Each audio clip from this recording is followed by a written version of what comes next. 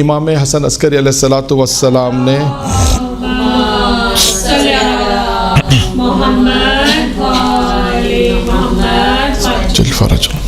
امام علیہ السلام نے یوں کہیے کہ 17 نصیحتیں کی ہیں اپنے شیعوں کو. 17 نصیحتیں ہیں. اب آپ اس کو یوں بھی کہہ سکتے ہیں کہ زندگی گزارنے کے 17 اصول. زندگی کیسے گزارنی؟ دیکھیں اللہ نے انسان کو ایک معاشرے میں خلق کیا ہے. اللہ نے ہادی بھیجے, اللہ نے نبی بھیجے. ہادی وہی نبی ہیں, امام معصوم, سب کو ہادی کہتے ہیں, پیغمبر سب ہادی ہیں, تاکہ انسان کی ہدایت ہو سکے, تاکہ انسان اس طرح اپنی زندگی گزارے کہ جیسے خدا چاہتا ہے. اچھا, ہر معصوم نے آپ دیکھیے گا, ہم نے جتنی بھی گفتگو کی پہلے بھی کی, آپ دیکھیے گا کہ ہر معصوم کے اقوالات ہیں. پیغمبر کے اقوال ہیں, ہر معصوم کے اقوال ہیں. پیغمبر ہے میری مومنین, امام حسن, امام حسین, چوتھے امام کے اپنے اقوال ہم نے اسی درس میں جو بیان کیے تھے پہلے بھی. تو ہر امام کے اقوالات آپ کو نظر آئیں گے, اور ہر امام نے اپنے اعتبار سے اپنے چاہنے والوں کو بتایا کہ دیکھو زندگی تمہیں کیسے بسر کرنی. تو اب یہاں پر بھی امام حسن عسکری علیہ السلام نے 16 تو اصول ہے, 17واں تو حکم دیا ہے. یعنی 17 نکات اس نے, ہم نے جو کاؤنٹ کیے تو وہ 17 ہیں, اور لکھنے والے نے بعض کتاب میں 17 کاؤنٹ کیے ہیں کہ 17 وہ نکات ہیں کہ جس پہ انسان اگر عمل کرے گا تو اس طرح کی زندگی بسر ہوگی جیسے خود امام چاہتے ہیں اور خدا چاہتے ہیں. اور وہی ہے کہ جو دیکھیں اللہ نے ہمارے لیے 14 ماڈل قرار دے دیے. ہمیں چاہیے کہ اب امام علیہ السلام نے دیکھیں اپنے چاہنے والوں کے لیے پہلی نصیحت کیا کی؟ پہلا اصول اللہ کا تقوی اختیار کرو. یہ پہلے بھی آ چکا ہے, اور آپ دیکھیے کہ ہر معصوم کی زندگی میں یہ سب چیزیں, آپ معصوم یہ بیان کریں گے کہ تقوی کیا کام کرے گا؟ اللہ سے آپ کو قریب کرے گا اور گناہوں سے دور کرے گا. اور یہی چیز ہے جو لوگ, آپ جب اہل علم کے پاس سوال کرتے ہیں اور جاتے ہیں نجف اور قوم میں, آپ دیکھیں جو عارف لوگ ہوتے ہیں تو وہ پہلا مرحلہ کیا بیان کرتے ہیں عارف بننے کے لیے؟ تقوی اختیار کرو. پہلا مرحلہ ہے کہ واجبات کی ادائیگی ہے, گناہوں سے اپنے آپ کو بچائیں. کیونکہ گناہ انسان کے اندر, دیکھیں گناہ ایسا ہوتا ہے جیسے 5ویں امام محمد باقر علیہ الصلوۃ والسلام نے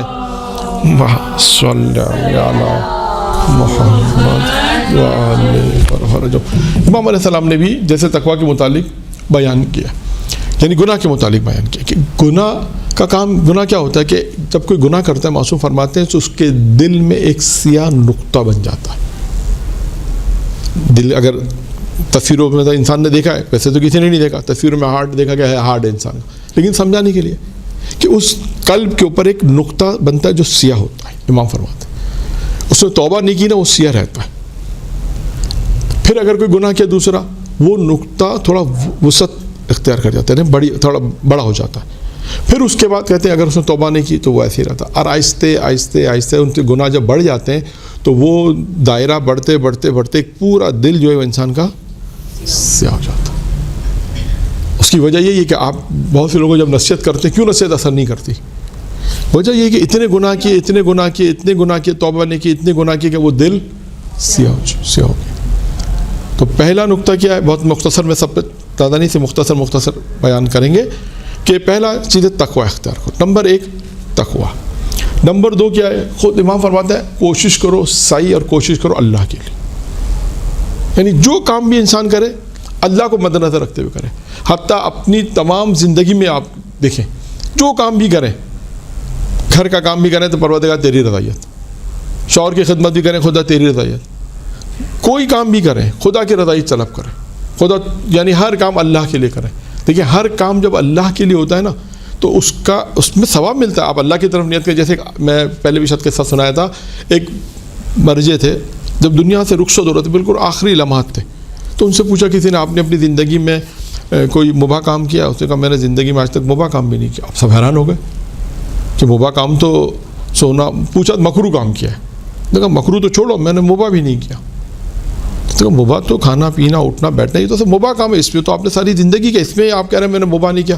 کہاں تم نے ٹھیک کہا, صحیح ہے. کہا یہ کام میں نے اللہ کے لیے کیا تھا. یہ میں اللہ, اگر کھانا بھی کھاتا تھا, اللہ تیرا شکر ہے اور تو نے کھانا دیا, تیرا شکر ہے, شکر کیا, اور نیت کرتا پروردگار اس سے جو توانائی ملے گی میں دین کی خدمت کروں گا. اب دیکھیں نا, ہر کام اللہ کے لیے ہو گیا. اٹھنا بیٹھنا, درس میں جانا, مجلس میں جانا, وہ تو چلے امام حسین کے لیے انسان کرتا ہی ہے, اہل بیت خوش ہوتے ہیں. اس کے علاوہ زندگی میں جو کام کریں, یعنی امام فرماتے ہیں کہ کوشش کرو اللہ کے لیے کام کریں. قربتین اللہ، ہر چیز میں، ہر کام میں پروردگارہ تیری رضایت ہے، تیری رضایت ہے، ہر کام جو آپ خواتین کے کام ہے اس میں بھی آپ اللہ کی نیت کریں، تو اس سے کیا ہوگا کہ ہر کام جب اللہ کے لیے ہوگا تو وہ مستحب بن جائے گا، تو خود بخود ثواب مل جائے گا۔ تو دوسری چیز کیا امام فرماتے ہیں کہ صحیح اور کوشش کرو اللہ کے لیے، انسان کام کرے اللہ کے لیے کام کرے۔ پھر اس کا تیسری چیز امام فرماتے ہیں کہ امانت کا واپس کرنا۔ چوتھی چیز کیا ہے؟ طولانی سجدے، طولانی سجدے۔ اب یہاں پر صرف میں ایک جملہ نقل کروں گا پیغمبر کی ایک روایت کا، کہ جس میں ایک شخص اللہ کے رسول کے پاس آیا تھا اور اس نے 6 سوالات کیے تھے، جن میں آخری سوال یہ تھا کہ اللہ کے رسول سے کہا، اللہ کے رسول میں یہ چاہتا ہوں کہ میں آپ کے ساتھ معاشر ہوں، میں یہ چاہتا ہوں میں آپ کے ساتھ معاشر ہوں، تو میں کیا کام کروں، کون سا ایسا عمل ہے، کیا فارمولہ ہے جسے ہم سمجھائیں، کون سا ایسا فارمولہ ہے؟ تو پیغمبر نے کہا اگر تو چاہتا ہے کہ میرے ساتھ معاشر ہونا چاہتا ہے تو طولانی سجدے کر، سجدوں کو انسان طول دے۔ بات انسان دیکھیں، انسان روایت میں چوتھے امام کی طولانی سجدے کرتے تھے، اور دیگر ائمہ علیہ السلام کی سیرت میں ملتا ہے کہ سجدے طولانی کرتے تھے۔ تو انسان دیکھیں، یہ امام حسن عسکری علیہ السلام اپنے شیعوں کو نصیحتیں کر رہے ہیں، کیونکہ یہ کہ زندگی گزارنے کے جو اصول دے رہے ہیں اس میں کیا ہے؟ چوتھی چیز ہے طولانی سجدے طولانی کریں۔ پانچویں چیز کیا ہے؟ پڑوسیوں کے ساتھ نیک کام کرنا، نیکی سے پیش آنا۔ دیکھیں ہمسائے کا جگہ جگہ پر آ رہا ہے، بہت حقوق ہے، ہمسائے کے حقوق بہت ہیں، جگہ جگہ پر آ رہا ہے کہ ان کے ساتھ ہمدردی کرو، ان کے ساتھ نیکی کرو، ان کے ساتھ احسان کرو۔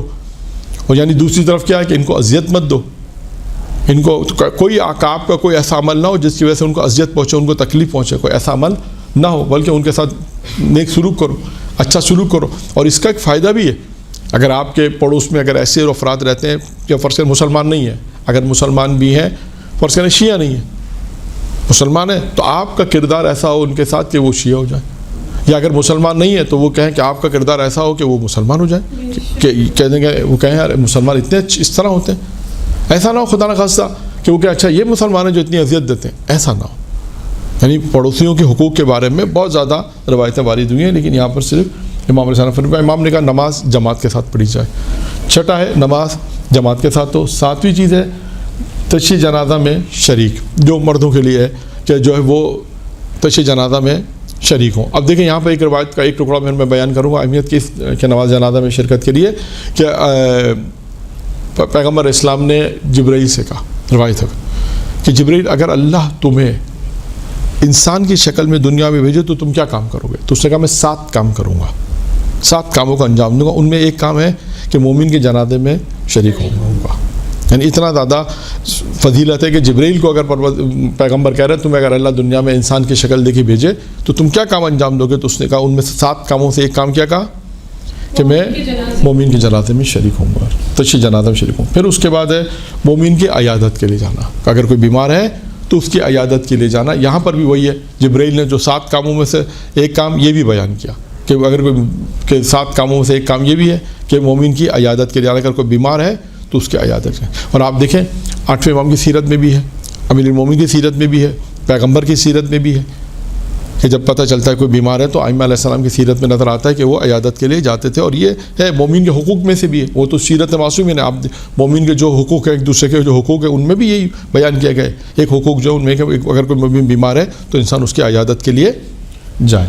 اس کے بعد ہے پھر ایک وہاں پر ہے، یہ ہو گئے 8 مریضوں کی عیادت کے لیے جانا۔ پھر اس کے بعد ہے حقوق کی ادائیگی، یہاں پر بھی انہوں نے کلی بات کی ہے کہ حقوق کی ادائیگی ہے، سچ بولنا، امانت کی ادائیگی دوبارہ ہے، اور خوش اخلاقی۔ دیکھیں یہ ایک اہم موضوع ہے، خوش اخلاق، کئی دفعہ پہلے بھی آ چکا ہے کہ انسان اپنے اخلاق کو بہترین رکھے۔ جتنا اخلاق اچھا ہوگا آپ دیکھیے گا کہ معاشرہ اس طرح بہترین صلح معاشرے میں ہوگی، معاشرہ بہترین ہوگا، نوجوانوں کے اندر، بچوں کے اندر۔ خود پیرنٹس بعض اوقات اچھا اپنا اخلاق رکھیں بچوں کے ساتھ تو یہ اس سے بھی فرق پڑتا ہے۔ ہم بچوں کو تو کہتے ہیں کہ اخلاق اچھا رکھو، لیکن آپ دیکھیں یہ بھی ضروری ہے۔ بعض اوقات آج کل جو نوجوان ہیں، بچے وہ کہتے ہیں بھائی یہ اگر کسی کو آپ ڈانٹ کے بات کریں تو کیا کہتے ہیں؟ اچھا یہ بات آپ آرام سے نہیں کہہ سکتے تھے؟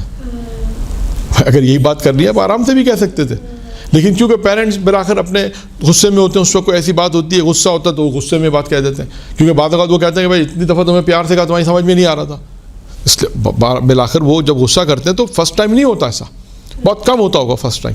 زیادہ تر غصہ آپ دیکھیے گا، زیادہ تر غصہ انسان کو آتا ہے انسان کی طبیعت کے خلاف کام ہوتا ہے. گھروں کے اندر کوئی چیز کہیں رکھ دی ہے، روزانہ ایک چیز ایک جگہ پہ ہوتی ہے، وہاں پہ نہیں ہو، آپ کو پتہ ہے کہ وہ چیز وہاں پر ہوگی نہیں ہوگی تو فوراً غصہ آ جائے گا. اسی طرح بہت ساری مثالیں غصہ کے ساتھ. اسی طرح بچوں کے اندر بھی یہی ہے کہ اگر بچوں کو آپ نے اگر ڈانٹ دیا تو بچے بہرحال جسے کہتے ہیں نا فہمیدہ بچے، جو سمجھدار بچے ہیں، وہ کیا کہہ سکتے ہیں؟ اب وہ بچوں کو کہتے ہیں کہ بھائی یہ بات آپ کو پیار سے پہلے کئی دفعہ سمجھائی ہے ہم نے، لیکن آپ نے نہیں سمجھا. اب آپ کو ہم غصے سے بات کہیں تو وہ ناراض ہو جاتے ہیں. لیکن بہرحال پیرنٹس کا اخلاق بھی اہم کردار ادا کرتا ہے، بچوں کا کردار بھی اہم ادا کرتا ہے، ٹیچر کا کردار بھی. ہر جگہ پر آپ دیکھیں اخلاق جو ہے نا وہ بہترین چیز ہے. اور اخلاق کا اچھا ہونا ایک ایسی صفت ہے کہ آپ دیکھیں یہ مسلمان اگر کسی غیر مومن میں ہے تو وہ مسلمان بھی بن جاتا ہے. اب کیسے اس کی میں ایک مثال دوں کہ ایک گروہ تھا پیغمبر کو قتل کرنے آیا، تو اللہ کے رسول نے سب کو گرفتار کیا. جو پورا گروہ کو 4-5 افراد تھے، اس میں گروہ لکھا ہے. جو آیا اللہ کے رسول نے کہا کہ سب کو، علی سے کہا سب کی گردن اڑا دو. جو رسول کو قتل کرنے آئے تھے کہا ایک کو چھوڑ دو، کہ اس کو قتل مت کرو باقی سب کی گردن اڑا دو. تو اس نے کہا اللہ کے رسول سے کہا کہ بھائی آپ مجھے بھی میرے دوستوں مولک مجھے بھی قتل کرتے ہیں، مجھے کیوں قتل نہیں کریں؟ مجھے بھی میرے دوستوں کے ساتھ مولک کریں، قتل کریں. تو کہا نہیں. کہا ابھی جبرائیل نازل ہوئے اور جبرائیل نے یہ خبر دی ہے کہ اللہ یہ کہتا ہے کہ تمہارے اندر چند خصوصیات بہت اچھی ہیں، جن میں سے ایک تمہارا اخلاق بہت اچھا ہے، ایک تم شجاع ہو، ایک تم صفتیں گنوائی، تم اپنی بیوی بچوں کے معاملے میں غیرت مند بہت ہو. تو اس نے کہا کہ آپ کے خدا نے آپ کو یہ خبر دی؟ کہا میرے خدا نے مجھے خبر دی کہ تمہارا اخلاق بہت اچھا ہے. سخی بھی تھا، چوتھی صفت سخی کی تھی. 5 صفتیں اس میں بیان کی جس میں 4 تو میں نے بیان کی. نہیں صابر نہیں، بہرحال صابر تھا یا جوان مردی تھی جسے کہہ سکتے ہیں، شاید 5 تھی جوان مردی والی تھی. تو یہ صفتیں اس کے اندر تھیں. تو ایک صفت کیا تھی؟ اخلاق کا اچھا ہونا. جب اللہ کے رسول سے اس نے تصدیق کرائی، یعنی کہا کہ کیا آپ کے خدا نے یہ کہا ہے؟ رسول اللہ نے کہا میرے خدا نے کہا ہے کہ تمہارا اخلاق بہت اچھا ہے. تو اس نے کہا اس بات کی میں گواہی دیتا ہوں کہ آپ اللہ کے رسول ہیں اور میں مسلمان ہو جاتا ہوں. سبحان اللہ. تو آپ دیکھیں کہ اچھا اخلاق ہونا، اگرچہ مسلمان نہیں تھا لیکن ایک اچھی صفت کی صفت سے کیا فرق پڑا؟ مسلمان ہو. تو پتہ یہ چلا کہ ضروری نہیں ہے کہ مسلمانوں میں یہ صفتیں ہوں، مسلمانوں میں تو ہونا چاہیے 100% یعنی 100% 100% جیسے ہم کہتے ہیں اس میں تو ہونا ہی چاہیے. لیکن غیر مسلمان میں بہت ساری اچھی چیزیں ہیں. سخی ہیں وہ لوگ، بعض لوگ سخی، عدالت کے اندر بہت سے ہیں. تو بہت ساری چیزیں ایسی ہیں جو اسلام کی ہیں لیکن اگر غیر مسلمان لوگوں نے اختیار کی ہیں اور بعد میں اس بات کی تصدیق ہوتی ہے تو وہ مسلمان بھی ہو جاتے ہیں. تو ایسے کئی واقعات ہیں. تو ایک اچھا اخلاق کا ہونا جو ہے بہت ضروری ہے اور اس سے پورا معاشرے پہ اثر پڑتا ہے. گھر ہو، سماج ہو، محلہ ہو، سوسائٹی ہو. آپ دیکھیے گا کہ جہاں پر اچھا اخلاق ہوگا پیرنٹس میں، بچوں میں، اساتذہ کے اندر، تو ماحول اچھا ہوگا. اس کے اندر تھوڑا تحمل چاہیے انسان کو، اپنے پر تھوڑا غصے پہ کنٹرول کرنا آئے گا آہستہ آہستہ. جب انسان اس بات پہ تہیہ کر لے کہ مجھے اچھا اخلاق رکھنا ہے. اور پوری 4 معصومین کی سیرت میں آپ دیکھیں اخلاق سے آپ کو بے شمار ائمہ معصومین کے واقعات ملیں گے. حتیٰ مالک اشتر کا واقعہ بہت مشہور پڑھا جاتا ہے. اس کے علاوہ کتنے ایسے واقعات ہیں جو پڑھے جاتے ہیں. سلمان فارسی کے واقعات کتنے پڑھے جاتے ہیں. تو یہ تمام لوگوں کے آپ اخلاق دیکھیں کتنا بہترین اخلاق ہے. اور امام کیا فرما رہے ہیں کہ اخلاق کا اچھا ہونا ضروری ہے. یہ زندگی گزارنے کے اصول ہے. سچ بولو، سچ بولو، ایک دوسرے کے حقوق کی ادائیگی کریں. معاشرے میں اگر ہم ایک دوسرے کے جو حقوق مومنین کا آپس میں حقوق ہیں، جیسے ہمسائے کے حقوق ہیں، آپس میں رشتہ داروں کے جو حقوق ہیں، دوست احباب کے جو حقوق ہیں، گھر والوں کے حتیٰ میاں بیوی، پیرنٹس، بھائی بہن، یہ تمام اگر ہم اپنے حقوق کا اگر خیال کریں تو آپ دیکھیے کہ شاید یہ جو اتنے مسائل ہوتے ہیں مسائل نہیں ہوں گے، مسائل حل ہو جائیں گے. شاید ہم نے یہ دیکھا ہے کہ حقوق کی پامالی، ایک دوسرے کے حقوق کو پامال کرنا، یہ سبب بنتا ہے کہ ہم جو ہے نا وہ جھگڑے کا سبب بنتا ہے یا فساد کا سبب بنتا ہے. اگر ہمیں پتہ ہے کہ بھائی اس کا حقوق یہ ہے، ہمیں اس سے زیادہ نہیں بولنا، ٹھیک ہے، نہیں بولنا. ہمیں پتہ ہے کہ اس سے زیادہ ہماری بات یہاں ہے ہی نہیں، ہمارا حق ہی نہیں ہے ہم اس کو بولیں. پہلے تو یہاں پر دیکھیں پورے فیملی میں ہر انسان کے لیے ضروری ہے کہ وہ دیکھے میرا حق کتنا ہے، مجھے اس کو کتنا بولنا ہے. ایسا تو نہیں کہ میں میرے کنٹینیو میں بول جاؤں.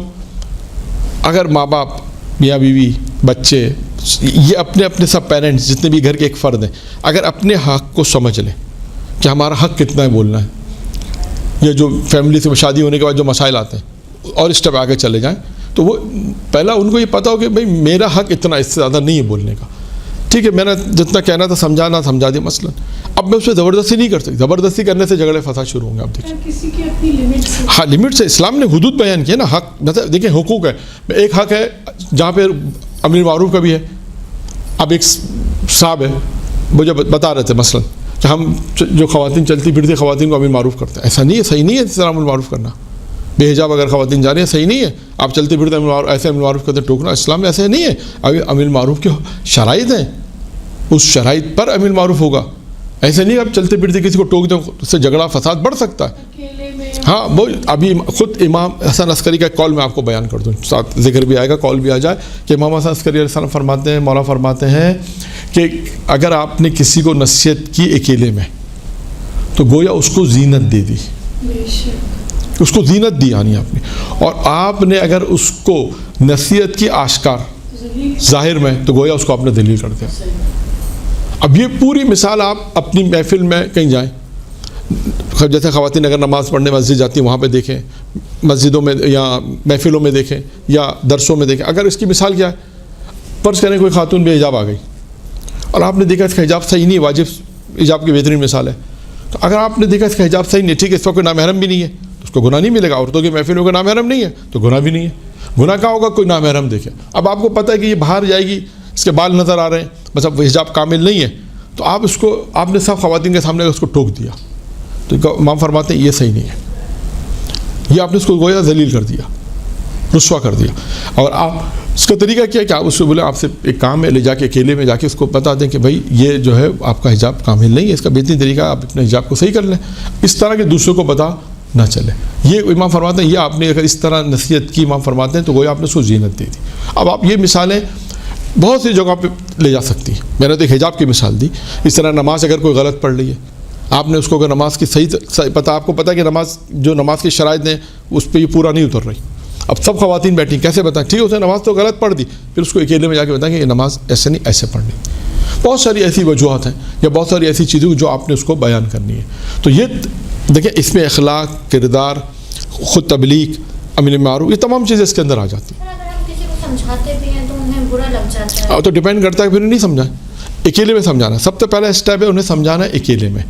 اگر دیکھیں آپ کا ایک دفعہ فرض ہے، فرض کرتے ہیں یہ بھی فرض پر ہے، آپ نے کسی سے کہا کہ مثلا آپ نے کہا کہ آپ نے جو نماز پڑھی ہے وہ صحیح نہیں پڑھی، یا تو کوئی سمجھدار خاتون ہوگی تو کہے کہ اچھا ٹھیک ہے آپ میری غلطی بتا دیجیے، آپ اس کو غلطی بتا دیجیے. اگر کوئی جیسے آپ نے کہا نہیں سمجھتے، وہ باس کہیں گے ہم جو پڑھ لیں نا صحیح پڑھ لیں، بس ہمیں آتا ہے. ہاں تو آپ کے ٹھیک ہے، اس سے زیادہ پھر آپ کے پاس ہے ہی نہیں، ختم کام ختم ہو گیا. یا حجاب میں بھی آپ نے کسی سے کہا کہ آپ کا مطلب اکیلے میں آپ نے کہا کہ سب کے سامنے نہیں کہا، آپ نے اکیلے میں کہا کہ بھئی آپ کا جو حجاب ہے وہ صحیح نہیں ہے، تو آپ وہ کہتے ہیں ہاں بڑھیا حجاب کرنے والی، ہمیں سب پتہ ہے.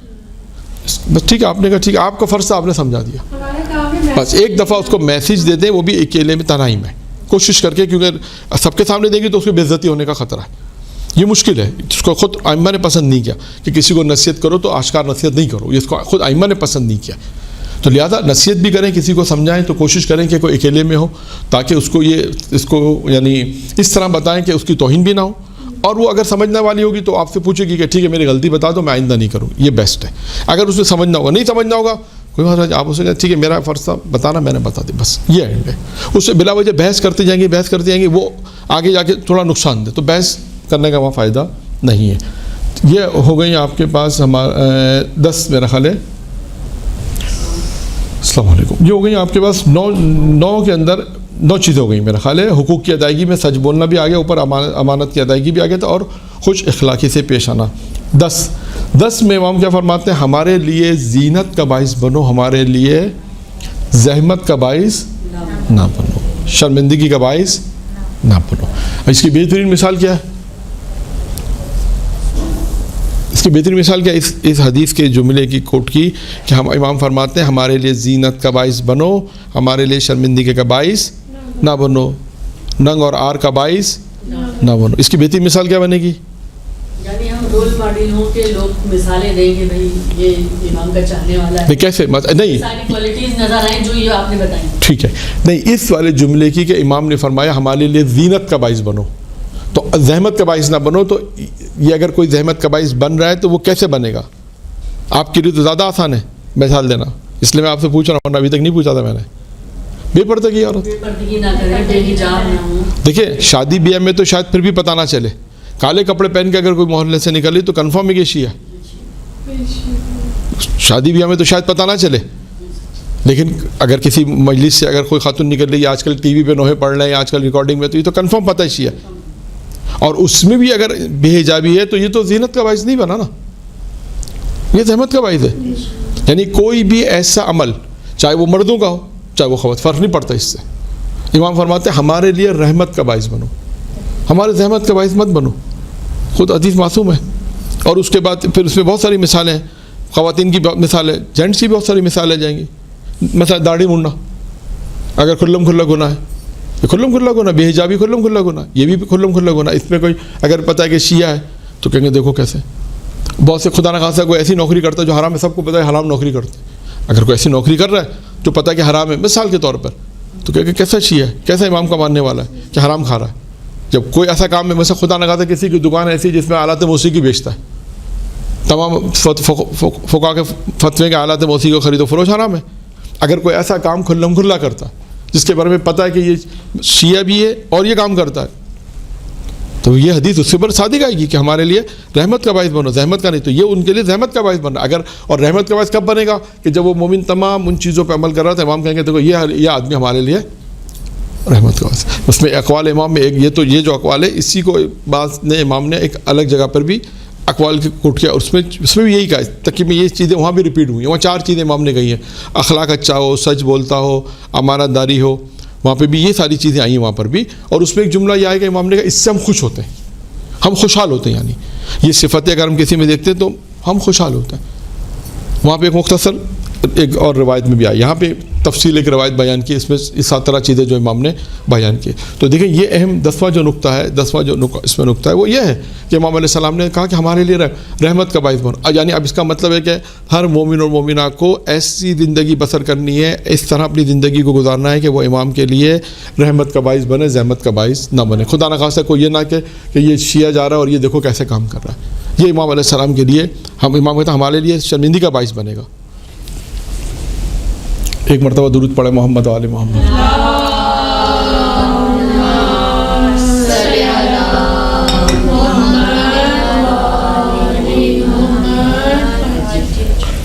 ہماری گفتگو چل رہی تھی امام حسن عسکری علیہ السلام کے اقوال میں کہ امام حسن عسکری علیہ السلام نے ارشاد فرمایا کہ 17 نصیحتیں ہیں اپنے چاہنے والوں کے لیے, یا یوں کہیے کہ 17 نصیحتیں تھیں امام حسن عسکری کی زندگی گزارنے کے 17 اصول.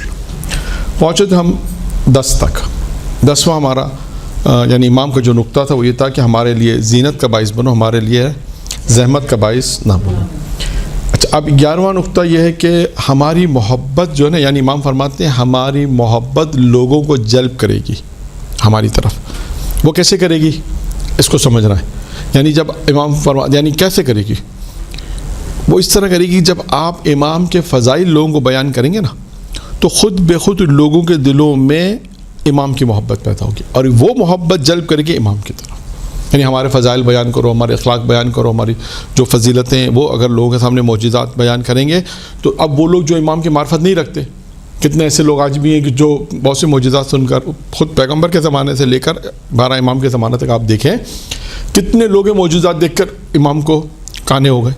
کتنے لوگوں جو علم امام کا دیکھ کر قانے ہو گئے, کہاں ہم آپ گواہی دیتے ہیں کہ آپ معصوم ہیں, ہم گواہی دیتے ہیں کہ آپ امام ہیں, ہم گواہی دیتے ہیں کہ اللہ برحق ہے, اللہ ہے اور اس کا رسول ہے اور آپ اس کے وصی ہیں. کتنے آپ کو وہ کیسے ہوا؟ وہ اس طرح ہوا کہ خود جب وہ امام کے پاس آئے, کچھ واقعات امام کے پاس آنے کے ہیں, جب انہوں نے امام کے پاس آئے, سوالات کیے, امام کے اخلاق کو دیکھا, کردار کو دیکھا, تو ان کے اندر انہوں نے تو وہ چیزیں پیدا ہو گئیں. اب میں آپ کو اس کی ایک مثال بھی دے دیتا ہوں, تاریخ میں یہ مثال موجود ہے کہ جناب یوسف اور جناب زلیخا کی جو ملاقاتیں مختلف مکالمے ہیں, گفتگو ایک جگہ پر یہ ملتا ہے کہ جناب یوسف جب زلیخا سے یہ کہتے ہیں کہ تم جو میری محبت میں اتنی مجنون ہو, مثلا اتنی آج کے اسلام میں کہتے ہیں اتنی مجنون, اتنی تم میری محبت میں کہ تم اپنی خواتین کو جو تمام پورا واقعہ ہے کہ تم سیب اپنے ہاتھ میں سیب رکھو اور تم یوسف کو دیکھو اور سیب کاٹو تو تمہیں انگلیاں کٹ جائیں گی, پتہ نہیں چلا, ٹھیک ہے نا. تو جناب یوسف نے کہا زلیخا سے کہا کہ تم میری محبت میں یعنی میں اتنا خوبصورت ہوں مثلا اتنا تم نے میرا جمال دیکھا تو تم اتنا جنون ہو پاگل ہو رہی ہو. تم نے بھی حضرت میری جد یعنی میرے جو جد حضرت محمد جو آنے والے نبی ہیں آخری نبی ہیں پیغمبر ہیں ان کو تو بھی تم نے دیکھا نہیں, وہ مجھ سے زیادہ خوبصورت ہیں. تم نے ابھی تو ان کو دیکھا نہیں, وہ ہم سے زیادہ خوبصورت ہیں. تو زلیخا نے کہا آپ نے بالکل ٹھیک کہا,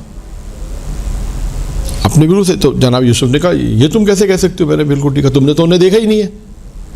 تو اس وقت زلیخا نے ایک جملہ کہا. زلیخا نے اس وقت جملہ یہ کہا کہ آپ جیسے کہتے جا رہے تھے نا ویسے ویسے میرے دل میں پیغمبر کی محبت پیدا ہوتی چلی گئی. اب دیکھا یہ ایک تاریخی مثال ہے جو یہ اس طرح اگر آپ اسی طرح ائمہ کے جب ہم فضائل بیان کریں گے تو کیا ہوگا نتیجے میں کہ وہ کہیں گے اچھا یہ امام ہیں, یہ معجزات رکھتے ہیں, یہ صفات رکھتے.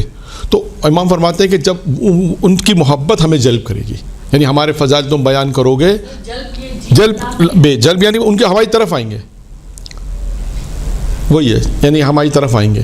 تو یعنی ہماری طرف آئیں گے یعنی جیسے بہت سے ہوتے ہیں نا, جیسے اگر آپ اپنے بہت سے دفعہ ہوتا ہے کہ آپ عام دنیا میں مثالیں لے لیں کہ ہم خاندانوں کی جب بات کرتے ہیں تو وہ کہتے ہیں اچھا اتنا بڑا خاندان ہے, اچھا اتنا قابل خاندان تھا. تو واقعی آپ کے خاندان میں کوئی نہ کوئی تو ہوگا عموماً جو باتیں ہوتی ہیں. تو اس سے ہٹ کر اگر ہم معصومین کی مثالیں دیں, معصومین کے اقوال کو پیش کریں یا ان کی زندگی کو پیش کریں, ان کے فضائل کو بیان کریں, تو امام فرماتے ہیں کہ یہ جب تم بیان کرو گے تو ان کے دل میں جو محبت بنے گی وہ ہماری طرف لے کر آئے گی. یعنی محبت اس طرح وہ محبت ہماری طرف لے کر آئے گی. اور امام نے فرمایا کہ اس کے بعد کیا کہ برائی ہم سے دور ہے. یہ ایک ہی جملہ ہے یعنی ہماری محبت لوگوں کو ہماری طرف جلب کرے گی اور برائی ہم سے دور ہے. پھر اس کے بعد امام نے فرمایا کہ ہمارے علاوہ اگر کوئی امامت کا دعویٰ کرے وہ جھوٹا ہے. اگر ہمارے علاوہ کوئی ہمارے علاوہ اگر کوئی امامت کا دعویٰ کرے وہ جھوٹا ہے. اب آئیے وہ باتیں یعنی ساری باتیں انہی میں ہی ہیں یعنی جو بہت زیادہ پڑھی جاتی ہیں. مثلا امام فرماتے ہیں 13واں نقطہ 13ویں چیز جو امام فرماتے ہیں کیا ہے, خدا کو بہت زیادہ یاد کرو.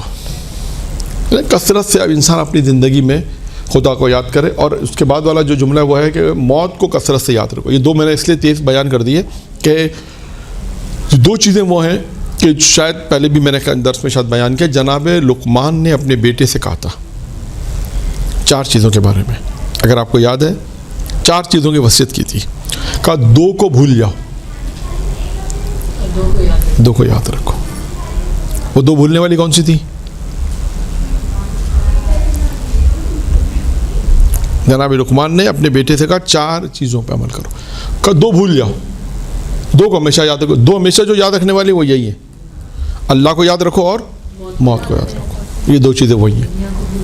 نہیں موت کو تو یاد رکھنا ہے, موت کو تو یاد رکھنا ہے. کہا 2 چیزیں بھول جاؤ. ایک یہ کہ جب تم کسی کے ساتھ نیکی کرو اسے بھول جاؤ, اور جب کوئی تمہارے ساتھ برائی کرے اسے بھول جاؤ.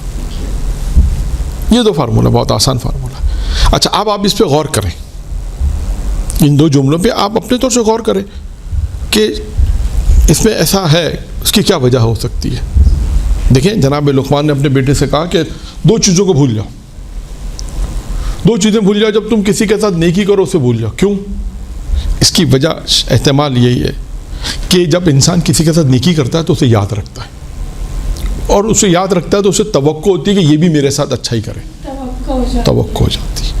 اگر آپ نے اللہ کے لیے نیکی کی, شروع میں جو آ گیا آپ نے کہا نیکی کرو بھول جاؤ, روایتوں میں آئے نیکی کرو بھول جاؤ, آپ نے اسی روایت میں نیکی کیوں. اگر آپ کو توقع ہوگی نا, آپ نے کسی کے ساتھ نیکی کی, کوئی نیک عمل کیا, کوئی احسان کیا, تو کیا ہوگا, تو آپ کو توقع ہوگی کہ وہ بھی میرے ساتھ کرے. اگر وہ نہیں کرے گا تو آپ کو دکھ ہو جائے گا. تو اس لیے کہتے ہیں کہ نیکی کرو, نہیں وہ ضائع نہیں ہو جائے گی. آپ نے جو اس کے ساتھ نیکی کی, نیکی کر کے آپ بھول جائیں. اب آپ یہ توقع نہیں رکھیں, آپ یہ توقع نہیں رکھیں کہ وہ بھی میرے ساتھ نیکی کرے. اگر آپ یہ توقع رکھیں گے اور آپ اس نے نیکی نہیں کی کوئی اس وقت پہ, تو آپ بالآخر کہیں نہ کہیں آپ اس پہ احسان جتا دیں گے کہ دیکھو میں نے 10 سال پہلے یہ نیکی کی, 15 سال پہلے تمہارا ساتھ دیا تھا, 20 سال پہلے تمہارا ساتھ دیا تھا, کیونکہ آپ نے یاد رکھا نا. وہ روایت میں کہ اس کو جتانا نہیں ہے, وہ منع ہے. تو اس لیے کہ نیکی کرو بھول جاؤ. اب آپ نے کتنوں کے ساتھ نیکی کا آپ کو یاد ہی نہیں ہے. کتنے لوگ آپ کو ایسے ملیں گے, آپ نے کہیں کسی کی مدد کی, مثلا آج سے 10 سال پہلے 15, آپ نے کہا ٹھیک ہے ہو سکتا ہے کہ وہ مجھے یاد نہیں ہے. ایسا ہوتا ہے, اور یہ ہونا بھی چاہیے. آپ نیکی کریں بھول جائے. کسی کے ساتھ بھلائی کرے, بھول جائے. اس کا یعنی جو شاید اس کا فلسفہ یہی ہے کہ اگر آپ نے اس کو یاد رکھا تو آپ کو توقع ہوگی کہ وہ بھی کرے. جب وہ نہیں کرے گا تو آپ پھر مس انڈرسٹینڈنگ ہوگی. آپ نے کہا ہم نے تو اس کے ساتھ اتنی بھلائی کی تو ہمارے ساتھ کچھ بھی نہیں کرتا, ہم نے تو ان کا اتنا ساتھ دیا, یہ ہمارا کوئی ساتھ نہیں دیتے. یہ مسئلہ ہے. تو دو چیزیں جو بھول جانے والی ہیں وہ یہی ہیں. ایک چیز ہے آپ کسی کے ساتھ نیکی کریں, اسے کوئی آپ کے ساتھ برائی کرے اس سے بھول جاؤ. اس کا بھی یہی نتیجہ یہی ہے کہ اگر کسی نے آپ کے ساتھ برائی کی, آپ نے اس کو یاد رکھا انتقام کے طور پر, تو کیا ہوگا, کبھی بھی آپ کو موقع ملے گا آپ اس کو بدلہ لے لیں گے, اور جو صحیح نہیں ہے. تو اس کا کیا مطلب ہے, کسی نے آپ کے ساتھ برا طریقے سے پیش آیا, بد اخلاقی سے پیش آئے, نازیب الفاظ آپ سے کہے مثلا, تو آپ نے کیا کہنا, ٹھیک ہے بھول جائے کہ میرے ساتھ کچھ ایسا ہوا تھا. جناب دیکھیں آسان نہیں ہے, لیکن بالآخر یہ زندگی گزارنے کے جو اصول بیان کیے گئے ہیں. جناب لقمان نے بھی اپنے بیٹے کو جو نصیحت کی کہ 4 چیزوں کو یاد رکھو, 4 چیزیں کریں, 2 چیزوں کو بھول جاؤ. اب دیکھیں بھولنا بھی ہے, ہمیشہ یاد رکھا, یہ ہمیشہ کہا جاتا ہے یاد رکھو, لیکن یہ چیز انسان بھول جائے کہ بھائی کسی نے میرے ساتھ نیکی کیا, بھول جائے اس کو. میں نے اس کا ریزن بھی آپ کو بتا دیا. اور اسی طرح کوئی برائی کرے آپ کے تو اس کو بھی بھول جائے. اب 2 چیزوں کو آپ یاد رکھیں, ایک ہے خدا کو ہر انسان یاد رکھے, اور موت کو ہر روز یاد رکھے. یہ 2 چیزیں ایسی ہیں کہ ان 2 چیزوں کو انسان اگر یاد رکھے گا تو شاید گناہ نہیں کرے گا. کہتے ہیں کہ موت سے بہترین نصیحت کوئی نہیں, ایسے بہترین موت سے بہترین کوئی نصیحت نہیں. تو بہرحال یہ 2 چیزیں ہو گئیں. اور اس کے بعد پھر ہے 15ویں چیز امام فرماتے ہیں کہ کثرت سے تلاوت قرآن, یعنی بہت زیادہ آپ تلاوت قرآن کریں. اس کے بعد ہے کثرت سے آپ درود پڑھیں, محمد و آل محمد پہ درود پڑھیں. محمد و آل محمد. اور امام نے فرمایا یہ درود جو پڑھا, یہ درود جو ہے, یہ آپ نے جو درود پڑھا, یہ درود 10 نیکیوں کے برابر ہے. خاص کا ہے یہ درود 10 نیکیوں کے برابر ہے. پھر اس کے بعد یہ ہو گئی آپ کی 16 چیزیں کل. اب آئیے آخری نقطہ امام کا, یعنی امام نے آخری چیز میں کیا کہا, جو نصیحتیں تم کو کی ہیں اس کو حفظ کرو اور اس پہ عمل کرو. یہ آخری نقطہ ہے, اس عمل کرو اور خدا کے سپرد, اور میں نے تمہیں خدا کے سپرد کیا, تم پر سلام ہو. اب ہم نے تمہیں خدا کے سپرد کر دیا اور تم پر سلام ہو. یہ امام علیہ السلام نے اپنے چاہنے والوں کو 17 نصیحتیں کی. امام حسن عسکری 14واں پوائنٹ بتایا, موت کو بہت یاد کرو, خدا کو بہت زیادہ یاد. ہاں وہ دونوں ایک ساتھ بتائے تھے, اس لیے ہاں خدا کو, یہ 13واں پوائنٹ تھا خدا کو بہت زیادہ, خدا کو یاد کرو زیادہ, اور 14واں پوائنٹ تھا موت کو کثرت سے یاد کرو. اچھا, اب یہاں پر امام علیہ السلام کے جو اپنے شیعوں کے نام جو پیغام تھا وہ یہاں پر ختم ہو جائے.